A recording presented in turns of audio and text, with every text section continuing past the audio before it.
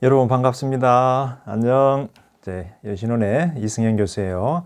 어떻게 코로나 바이러스 때문에 어디 나가지도 못하고 많이 힘들죠, 그죠? 자, 이럴 때일수록 여러분들이 마음을 좀 편안하게 먹고 마음을 건강해야 또 여러분들의 정신도 건강해야 육체도 건강해지기 때문에 어려운 때를 잘 이길 수가 있어요.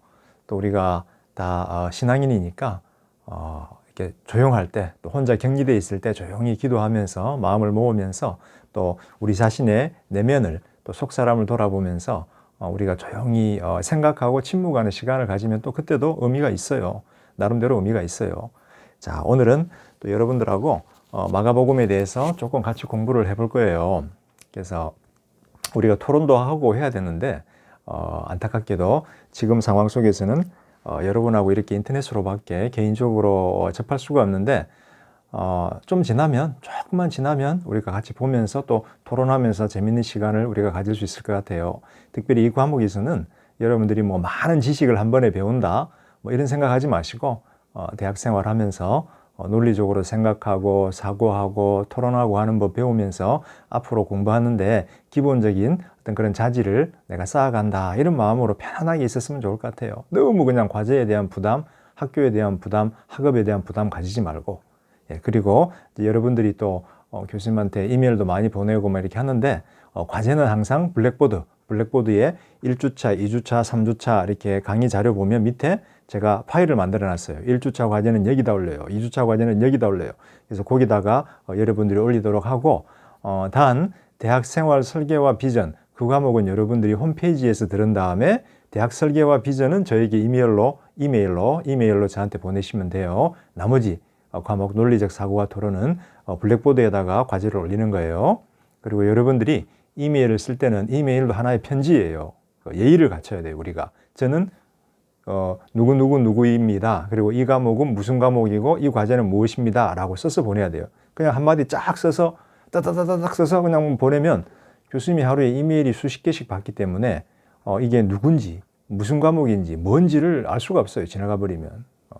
그래서 항상 여러분들이 이메일도 편지다. 항상 예의를 갖춰야 된다라고 생각을 해야 돼요. 이게 문자랑 카톡은 또 달라요. 문자랑 카톡은 좀 달라요. 근데 이메일은 편지에 가깝기 때문에 좀 공식적인 거다 생각을 하시고 자, 오늘은 먼저 마가복음에 대한 내용을 우리가 조금 할 텐데 여기 사진이 보일란가 모르겠네. 교수님 책의 신약주해에 나오는 사진인데 여기 보면은 자, 마가가 보이죠. 마가가 보이고 마가가 짐승을 하나 타고 있죠. 초대교회 성도들이 그린 그림이에요. 마가가 하늘을 보면서 글을 쓰고 있고 밑에 짐승 하나가 책을 들고 있어요. 마가복음을 상징을 하는데 이 짐승이 뭐라고 생각돼요? 언뜻 보면 이게 뭐 털 복숭이 같고 뭐 이상하죠. 사자예요. 사자. 마가가 사자를 타고 있어요. 왜냐하면 사자는 전통적으로 왕을 상징을 해요. 왕을 상징을 하는데 마가복음에 드러나는 예수님은 왕과 다윗의 자손 왕, 메시아 왕이다라고 마가가 주장을 하기 때문에 예수님은 전통적으로 라이언, 사자랑 연관이 됐고 마가복음은 예수님의 왕권을 주장하는 책이기 때문에 사자랑 이렇게 연관이 됐어요. 그래서 여러분들이 이렇게 사자 그림 나오는 사자 같지는 않지만 사람은 마가다. 그 다음에 제가 이제 마가복음에 대한 기본적인 정보 요약 제 93페이지를 사진을 찍어서 여러분들 그 3주차 폴더에다가 이어놨어요. 마가복음 요약. 여러분들이 혹시 이것을 가지고 있지 않다면 지금 비디오를 잠깐 중단하고 이 페이지를 출력을 해서 저랑 같이 한번 봤으면 좋겠어요. 자, 여러분 이 페이지 가지고 왔죠? 자, 저랑 같이 한번 간단하게 한번 보도록 해요. 마가복음에 대한 기본적인 정보 요약. 아마도 60년에서 75년 사이로 다양하게 제시되고 있는데 67년경이 가장 많은 학자들의 동의를 얻고 있어요. 자, 예수님이 한 30년에서 35년 사이에 돌아가시고 그 다음에 60년경에 기원 후 60년경에 어떤 일이 있었냐면 이스라엘 사람들이 로마인들에게 반역을 일으켜요. 이스라엘은 한 600년, 700년 정도 이방인들에 의해서 통치를 받아왔어요. 처음에는 아시리아 사람들, 그 다음에는 바벨론 사람들, 그 다음에는 그리스 사람들, 그리고 기원전 1세기에는 로마의 황제 시저, 여러분 잘 아시잖아요, 시저. 로마에 의해서 압제를 받아왔어요. 그래서 이스라엘 사람들은 한 600년, 700년을 압제를 받아왔기 때문에 마음속에 항상 그게 있었어요. 우리가 하나님의 백성인데, 하나님이 우리를 다스리시고 우리는 하나님의 백성인데 왜 우리가 이방인들의 통치를 받아야 돼? 하나님만이 우리의 왕이야. 이런 마음이 있었어요. 그래서 예수님이 돌아가신 다음에 한 30년이 지나서 이스라엘 사람들이 로마 군대를 향해서 반역을 일으켜요. 전쟁을 일으켜요. 그런데 이때 처음에는 로마인들을 이겼어요. 유대인들이. 아무래도 유대인들이 똘똘 뭉쳐가지고 게릴라전을 폈기 때문에 로마 사람들이 유대 땅 지리를 잘 모르잖아요. 그래서 이겼어요, 처음에는. 그런데 67년경에 이제 로마의 황제, 갑자기 이름이 기억이 안 나는데 티베리우스인가 타이루스인가, 아무튼 로마의 황제가 그 당시는 로마의 황제가 아니죠. 그 당시에 로마의 장군이 이제 67년경에 대군을 이끌고 이스라엘을 침공해요. 로마군은 그 당시에 최정예였어요. 최정예 부대. 엄청나게 훈련이 잘 돼 있었고 엄청난 화력을 가지고 등장을 했어요. 그래서 처음에는 이스라엘이 이겼는데 67년경 정도에 이제 로마군 정예 부대가 침공을 하니까 이스라엘이 이기지를 못했어요. 그래서 2년 만에, 거의 한 2년 만에 이스라엘 전체가 다 로마인들에 의해서 정복당했어요. 예루살렘만 딱 빼고, 예루살렘만 딱 빼고 이스라엘 전체가 점령당해 버렸어요. 거의 70년 조금 되기 전에. 근데 이때 로마 장군 티베리우스라고 교수님 생각이 나는데, 로마 장군이 이제 딱 예루살렘을 치려고 하는데 갑자기 소식이 들려왔어요. 무슨 소식이 들려왔냐면 로마의 황제, 그 당시에 황제가 네로 황제였어요. 네로 황제가 자결을 했대요. 목숨을 끊었대요. 자, 그러니까 이스라엘을 침공하던 로마 황제는 어떤 생각이 들었을까요?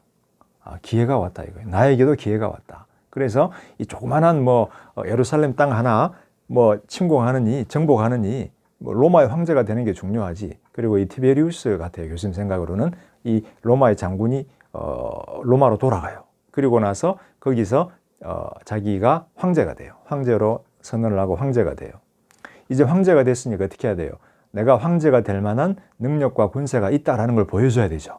그래서 이 사람이 자기 아들을 베스파지안이었던 것 같아요. 자기 아들을 이스라엘로 다시 보내요. 군대를 데리고. 그리고 70년경에 이 로마의 황제의 아들이 이스라엘 예루살렘을 침공해버리고 예루살렘의 성전을, 하나님의 성전을 파괴시켜버려요. 70년, 여러분들이 기억을 해야 돼요. 그런데 마가복음 13장에 보면 예수님하고 제자들, 여러분 지금 잠깐 멈추고 13장 1절부터 해가지고 한 10절 정도만 읽어보세요. 13장에 보면 예루살렘 성전 앞에 올리브산이 있었는데 예수님하고 제자들이 그 산에서 탁 중턱에 서서 예루살렘 성전을 보고 있었어요. 그때 베드로가 예수님한테 이야기해요. 예수님, 저 성전 너무 멋있지 않아요? 환상적이에요. 그랬더니 예수님께서 멋있지. 그런데 조금 있다가 돌 위에 돌 하나도 남기지 않고 다 쓸어 없어져 버릴 거야.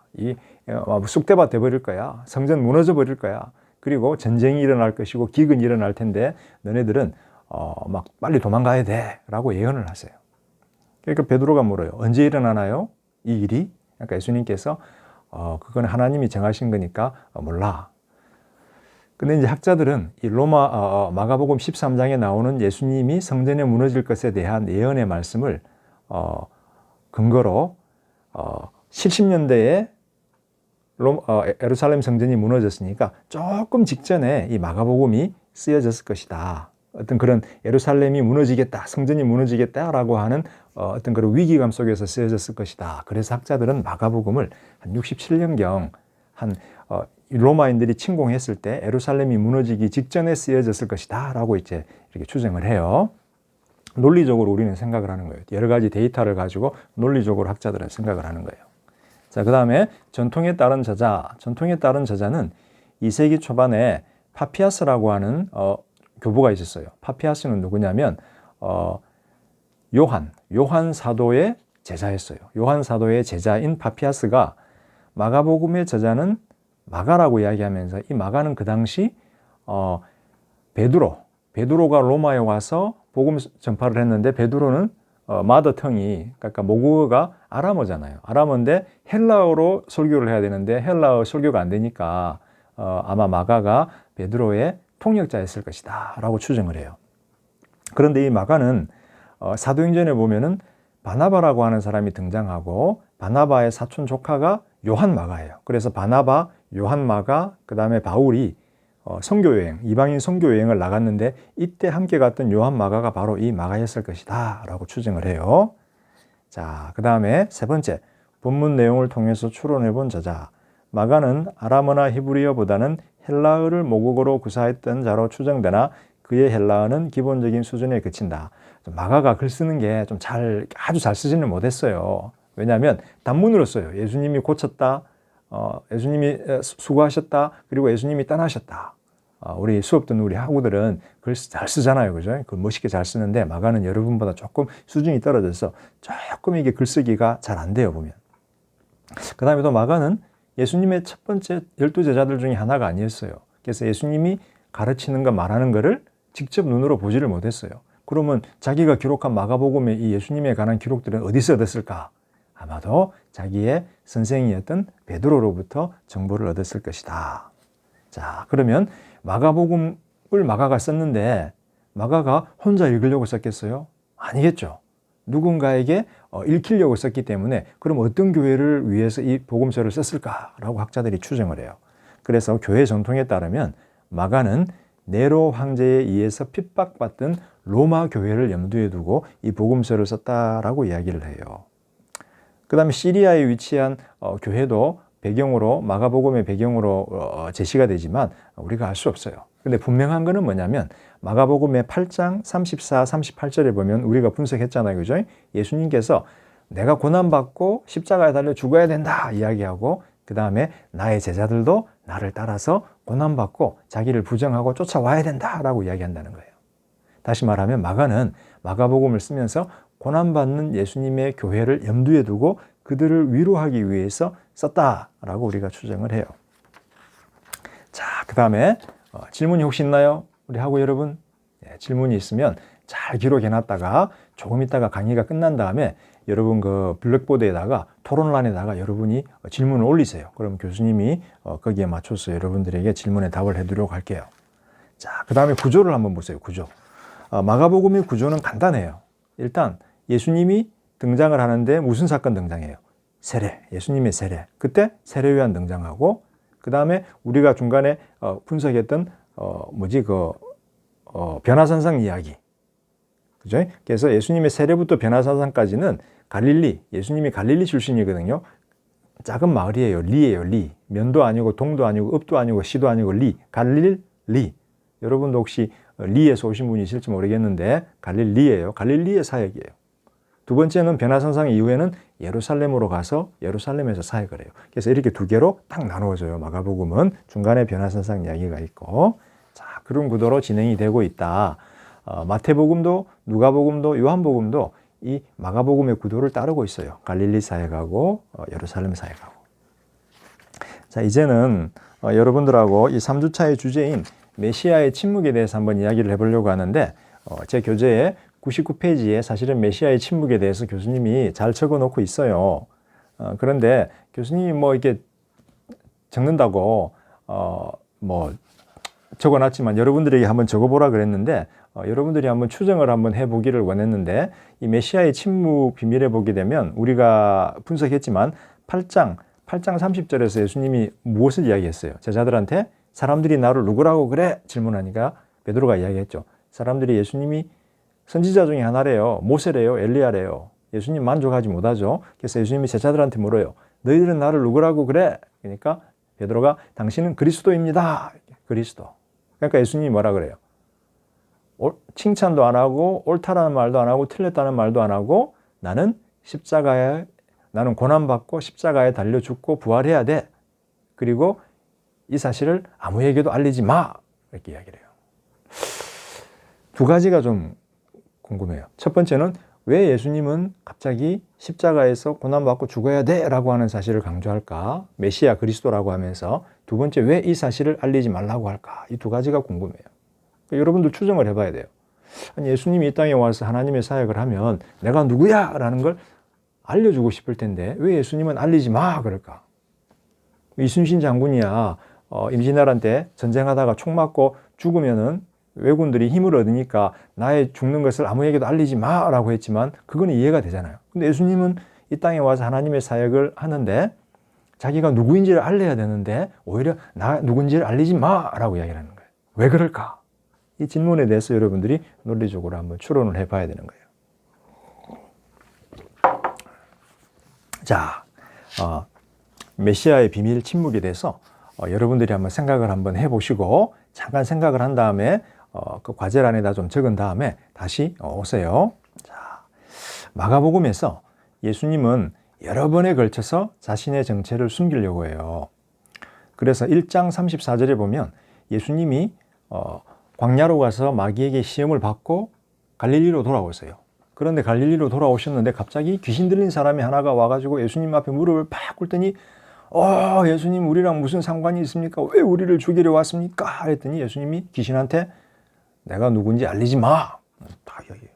또 3장 12절에서도 어떤 귀신 들린 사람 하나가 또 왔고 예수님 우리는 당신이 누군지 압니다. 하나님의 거룩한 자입니다. 그러니까 예수님이 내가 누군지 알리지 마. 이야기해요. 귀신이 떠드는 거는 알리지 마. 이해가 돼요. 그 다음에 예수님이 또 1장 43절에 보면 문둥병자가 하나 와요. 그래서 예수님이 문둥병자를 고쳐주니까 문둥병자가 막 흥분하니까 예수님이 근데 이거를 아무에게도 알려주지 마라고 이야기해요. 왜 그럴까? 그 다음 5장 43절에 보면 마가복음 5장 43절에 보면 예수님이 회당장의 딸을 부활시켜줘요. 회당장의 딸을 유일한 딸을 부활시켜준 다음에 또 나를 내 정체에 대해서 알려주지 마. 그 다음 우리 아까 읽었던 8장 30절에 보면 베드로가 당신은 그리스도입니다. 그러니까 예수님이 또 알려주지 마. 왜 예수님은 하나님의 아들이시면서 메시아이신 하나님 예수님께서 자신의 정체를 이렇게 숨기려고 할까? 그래서 이 질문을 학자들이 메시아의 침묵이라고 불러요. 자, 마가는 복음서를 시작할 때부터 1장 1절에서 예수님을 하나님의 아들이다 라고 이야기를 해요. 그리고 조금 있다가 예수님이 세례를 받을 때 하나님이 하늘에서 목소리를 내서 이는 내 사랑하는 아들이다 라고 이야기를 해요.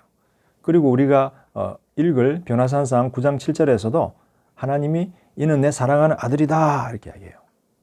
그 다음에 예수님이 돌아가실 때 14장 39절 마가복음 14장 39절에 보면 예수님을 못 박았던 로마의 백부장은 뭐냐면 병사를 100명을 다스릴 수 있는 권한이 있는 로마의 장군을 백부장이라 불러요. 그러니까 우리나라로 치면 한 중대장 내지는 대대장 정도 되지 않을까. 중대장 혹은 대대장 정도 되지 않을까. 100명이니까 백부장. 이 예수님을 십자가에 못 박았던 백부장도 14장 39절에서 예수님이 진실로 하나님의 아들이었다 고백을 해요. 근데 왜 예수님 자신은 내 비밀을 알리지 마. 나의 정체를 알리지 마. 자, 학자들이 고민을 했어요. 여기서 메시아의 침묵에 대한 가장 설득력 있는 설명은 유대인들이 기대하던 다윗 왕과 같은 메시아가 아님을 강조하고 싶어 한다라는 거예요. 자, 이스라엘 사람들은 아까 제가 뭐라고 이야기했어요? 유대 땅을 침략한 이방인들로부터 자신들을 구하기 위해서 혁명을 일으켰어요. 그죠? 로마인들에게. 그런데 이스라엘 사람들은 하나님으로부터 온 메시아가 와서 자기들을 로마인들의 손에서 이방인들의 손에서 구해줄 것이다라고 믿었어요. 그래서 다윗과 같은 메시아 혹은 다윗과 같은 그리스도라고 하는 개념은 유대인들에게 자기들을 로마인들의 손에서부터 구해줄 메시아를 생각을 하는 거예요. 그래서 베드로가 예수님 당신은 그리스도입니다 라고 할 때 사람들은 예수님이 우리를 로마인들의 손에서부터 구해줄 다윗과 같은 왕과 같은 힘 있는 메시아구나 라고 오해를 하는 거예요. 예수님이 알리지 마라고 하는 거는 나는 그런 메시아가 아니라는 거예요. 나는 로마인들의 손에서 너희를 구할 메시아가 아니라 죄의 권세로부터 사탄으로부터 너희들을 구해줄 메시아이기 때문에 나는 지금 전쟁을 먼저 하는 것이 아니라 십자가에 달려서 고난받고 죽어야 돼. 그래서 내가 죄에 대한 희생의 제물로 드려지고 부활한 다음에 귀신과 사탄의 권세로부터 너희들을 구해줄 거야 라고 하는 메시지를 예수님께서는 전달해 주고 싶은 거예요. 메시아의 침묵에 대한 첫 번째 해답이에요. 근데 두 번째 또 해답이 있어요. 두 번째 해답이 있는데 그거는 뭐냐면 저와 여러분들은 성경을 읽으면서 이미 마가복음을 읽으면서 예수님이 누구인지를 알아요. 예수님이 고난을 받을 것이고 죽으실 것이고 부활하실 것이고 하나님의 아들이다. 그런데 마가복음을 처음 읽고 있는 독자들은 이 시점에서 예수님의 정체가 정확하게 뭔지를 몰라요. 왜? 마가복음을 다 읽고 나야 예수님이 고난받고 죽으시고 부활하시고 참된 하나님의 아들이구나 라는 것을 알 수가 있는 거예요. 그래서 마가는 여기서 예수님의 침묵에 대해서 강조하면서 기다리라는 거예요. 끝까지. 마가복음을 다 읽을 때까지 기다려라. 다 읽고 나면 예수님이 누구인지를 알 수 있게 된다는 거예요. 그래서 이 본문에서는, 이번 토론에서는 메시아의 비밀, 침묵, 예수님께서 왜 마가복음에서 자신의 정체에 대해서 감추려고 하실까? 메시아의 침묵, 비밀에 대한 답을 제가 두 가지로 요약했어요. 첫 번째는 다윗과 같은 메시아, 전쟁을 통해서 로마인들의 손에서 자기들을 구해줄 메시아가 아니라 고난받고 십자가에 달려 죽음으로써 죄와 사망의 권세로부터, 사탄으로부터 구해줄 메시아라고 하는 사실을 알려주기 위해서. 자, 두 번째는 지금 8장에서는 아직 예수님의 정체를 완전히 알 수가 없어요. 다 읽고 난 다음에 십자가의 죽음, 고난, 부활을 다 경험하고 난 다음에야 비로소 예수님의 정체에 대해서 다 알 수 있다. 그러니까 너무 성급하게 판단하지 말고 기다려라 라고 하는 어떤 그런 문학적인 테크닉 내지는 어떤 그런 섣부른 판단을 하지 말고 끝까지 기다리라고 하는 어떤 그런 내용이, 마가복음을 다 읽을 때까지 기다리라고 하는 그런 내용이 좀 담겨 있지 않는가 싶어요. 이 두 번째는 마가가 의도하는, 메시아의 침묵을 통해서 마가가 의도하는 거예요. 첫 번째는 예수님이 의도하는 거고. 자, 조금 정리가 좀 됐나요? 질문이 많은 걸로 생각을 하는데, 여러분들 질문 있으면 그 토론방에다가 좀 토론을 올려주시면 제가 읽고 답하도록 할게요. 어쨌든 간에 여러분 강의 잘 들어줘서 고맙고, 힘들지만 또 힘내서 한 주 잘 보내길 바라요. 그리고 곧 우리 보기를 바라요. 여러분 수고하세요. 안녕.